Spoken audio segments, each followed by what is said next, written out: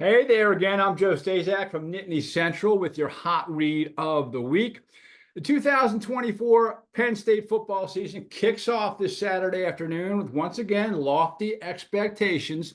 Although I do think that last year was the year that I had at least circled on my calendar that I thought Penn State would have a breakthrough season. 10-3, not bad.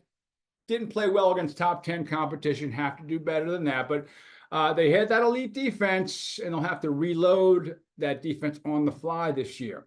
Now, Penn State, keep in mind, most players in a program tied for the most in the NCAA to send 8 players to the NFL, including 3 offensive linemen last April. However, their entire offensive backfield with quarterback Drew Aller and junior running backs Nick Singleton and Katron Allen will probably also be playing on Sundays next year as well. And it's not going to be easy for opposing defenses to contain all 3 future NFLers week in and week out this year, especially with the new addition of offensive coordinator Andy Kotelnicki calling the shots. That is, if their depleted offensive line can hold their own. The Nittany Lions go to West Virginia as 8.5-point favorites this Sunday and are the 8th-ranked team in the country. West Virginia comes into the game unranked, but they did reel off 5 wins in their last 6 games last season under head coach Neil Brown. The Mountaineers were 5-1 at home last year, and that place is going to be rocking in Morgantown on Saturday afternoon, especially because so much of the hype for this one, at least from the West Virginia point of view, stems around the lingering bitterness from last year's 38-15 loss in Happy Valley in the season opener. Penn State didn't play great, but they pretty much had the game in hand. Their defense gave up only 7 points until they pulled their starters in the fourth quarter with a 31-7 lead. Now, West Virginia has their number ones in against Penn State's number 2s in the fourth quarter. They go right down the field and they score, and they cut the lead to 16 with a little over 3.5 minutes remaining. So Penn State sends out their number 2s on offense. It's only a 2-score game, but you can call it garbage time if you want. West Virginia really didn't do much offensively last year. So behind backup quarterback Bo Pribula, they go down the field, and yes, Pribula runs it in himself with about 5 seconds left to win, covers the 20-point line. Penn State wins 38-15. So the perception or belief by Mountaineer Nation and by some of their players, most of their players, is that Penn State ran up the score last year. Are you kidding me? This wasn't Oklahoma versus Bethune-Cookman, guys. It wasn't Miami versus the Citadel or Notre Dame versus William and Mary. It was a close game, and it was a big game, and it was a real game. And your backups are in the game. If I'm the coach, I tell them to play to the echo of the whistle. I want my guys going full speed and running my offense. I'm not sending them out there to embarrass anyone. I'm teaching them how to be football players. And yes, football, you're out there to have fun as well. And I think taking a knee for no other reason than to run out the clock and get some airtime, put your name on the score sheet, doesn't do much for yourself or your program. I never understood when the walk-ons in college basketball get into the game with less than a minute to play, coach tells them not to shoot. What good does that playing time do for anyone? 2-time champion UConn head coach Danny Hurley's kid would get into last year's tournament games with under 30 seconds left, and he was supposed to run out the clock. What? First of all, UConn beat everyone by close to 20 points almost every game in the tournament for the last 2 years.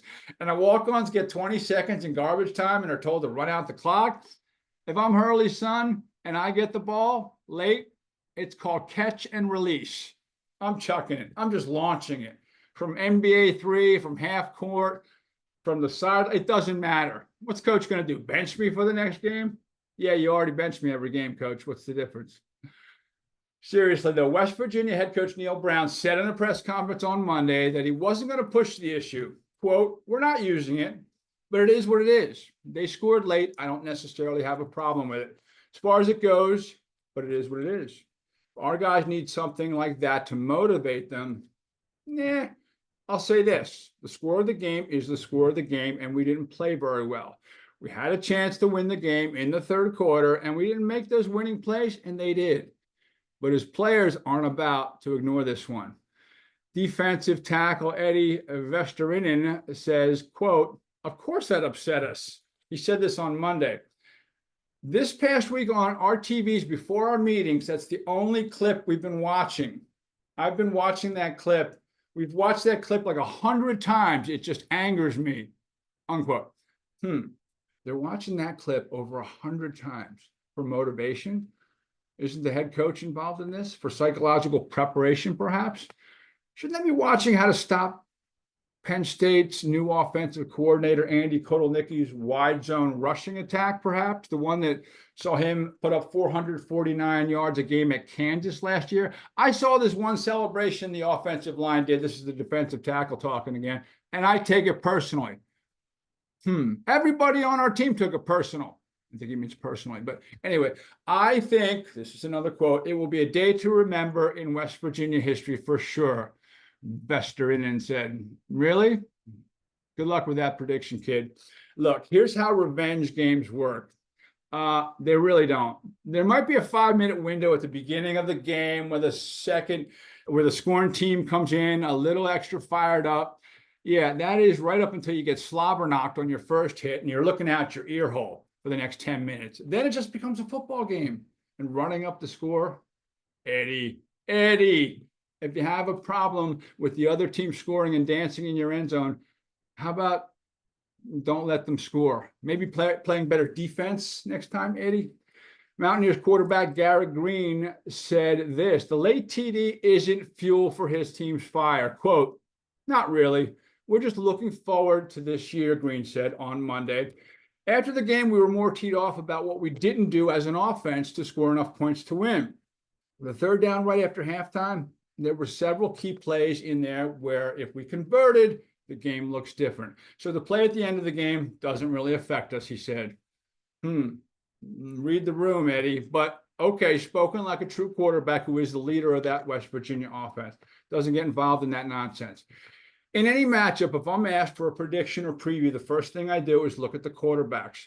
I talked about Penn State's Drew Aller last week. He needs to get better in big games. He also needs to take more shots downfield, and he will. There's a new sheriff in town, like I mentioned earlier, and his name is Andy Kotelnicki. Aller's 25-2 touchdown to interception ratio last year was the second best in the nation to only Oregon's Bo Nix. And that's great. You all know me. You want to win football games? Don't turn the ball over. So he's got that down. He does need to get his completion percentage up from last year. It was only 60%. Not bad, but not elite. He needs to play big in big games. And trust me, this is a big game for Penn State this year. Now, Garrett Green, quarterback for West Virginia, had a 16-4 TD to pick ratio last year. Pretty good. 4 interceptions is nothing to be ashamed of. And right now, he is a better downfield thrower than Aller. But where he really is dangerous is in the run game. Penn State has to contain this quarterback and his legs. 722 yards on 122 carries last year, a 6.4 average yards per attempt to go along with 13 touchdowns. And he was sacked only 10 times. That's less than once per game. His completion percentage, though, was only a paltry 53%, so his accuracy may be his biggest weakness. So it will behoove Penn State to stay disciplined, stay home in the B gaps, and play zero blitz a lot, which means man coverage and a heavy rush. Contain the kid, make him throw. This year, Penn State linebacker Abdul Carter has been moved to the edge and is probably the most dangerous guy on the field when he's out there, a la Micah Parsons, former Penn State great, now with the Dallas Cowboys. I'm not saying Carter should rush the kid, or must rush the kid, I should say, but controlled paths to the quarterback would be the way I go here, in my humble opinion. Just don't let them break contain. Of course, West Virginia's offense is really predicated on their running game. They ran the ball 63% of the time last year, and they boast the #3 rushing attack in the entire nation. At least they did last year, with C.J. Donaldson, a true freshman, and Jaheim White, also a true freshman last year. That 1-2 punch combined for 1,640 yards. That's an average of 5.4 yards per carry. Conversely, Penn State boasted the top run defense in the entire nation, yielding just 2.2 yards per carry last year, and they held West Virginia's rushing game, minus the quarterback, to under 100 yards last year in the season opener. Penn State's schedule is certainly manageable this year. They don't play Michigan or Oregon, but this game on Saturday does present some concerns in that they're playing a team with a lot of talent, a lot of returning talent, and they feel they have a lot to prove, and it's a hostile environment. Aller needs to show he can overcome those nasty crowds and play his game. He also needs to exercise his fear of ghosts or perceived pressure in the pocket. Anyone with a decent arm can sling it and see the field and read defenses with a clean pocket. Aller needs to maintain discipline over his mechanics when the pocket starts to crumble. Because when and if he does, it could be a very, very special year for Aller and his Penn State squad. For Nittany Central, I'm Joe Staszak.